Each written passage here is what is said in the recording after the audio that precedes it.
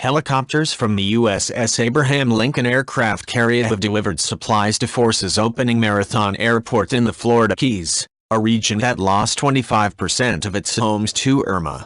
In total, the Department of Defense is sending 20,700 personnel to the southeast to help with Hurricane Irma relief.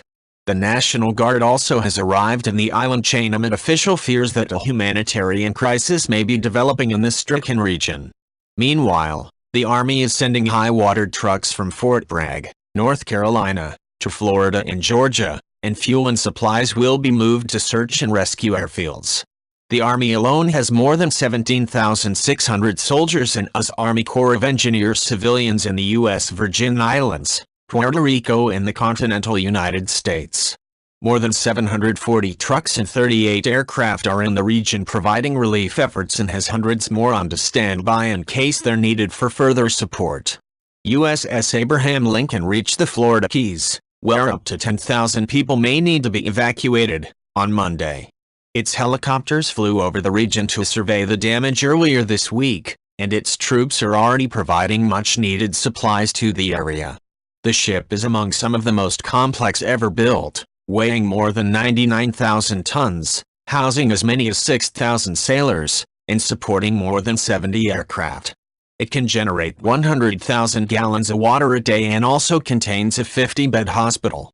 Amphibious assault ships USS Iwo Jima and USS New York ported in Mayport, Florida, to gather supplies before supporting recovery options.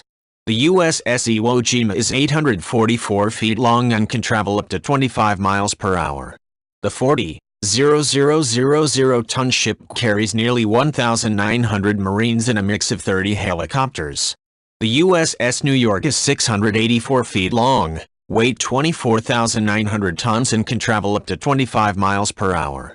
The ship has an embarked landing force of 699 and a surge capacity of 800. It can carry a variety of ships and aircraft in numbers less than 5. The Army's 101st Airborne Division soldiers have also been sent to Florida to help with relief and search and rescue efforts.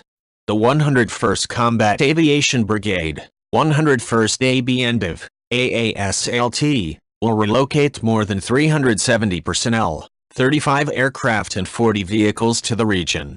Our thoughts and prayers are with those affected by Hurricane Irma, said Col. Craig J. Alia, 101st Cab Commander. 101 Cab is in waiting. We are leaning forward now, proactively positioning our personnel and equipment to help the American people if called forward to support.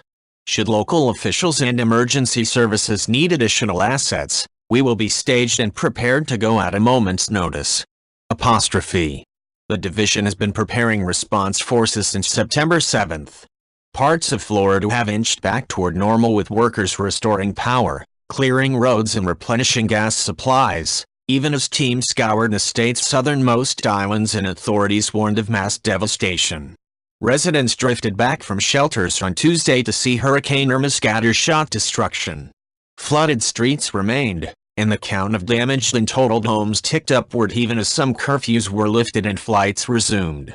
As crews labored to repair the lone highway connecting the Keys, residents of some of the islands closest to Florida's mainland were allowed to return and get their first look at the devastation 2 days after Irma roared in with 130 miles per hour, 209 kph, winds. Federal Emergency Management Agency Administrator Brock Long said preliminary estimates suggest that 25% of the homes in the Keys were destroyed and 65% sustained major damage. If you like this video, please leave a like and subscribe.